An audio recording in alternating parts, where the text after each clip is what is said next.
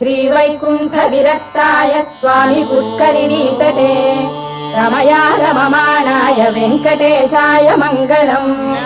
వైకుంఠ నివాసమున విరక్తిని పొంది స్వామి పుష్కరిణీ తీరమునకు వచ్చి అచ్చట లక్ష్మీదేవితో వినోదించుచున్న శ్రీ వెంకటేశ్వరునకు మంగళమగుగాక. శ్రీమత్సుందరజా మాతృముని మానసవాసినే సర్వలోక నివాసాయ శ్రీనివాసాయ మంగళం.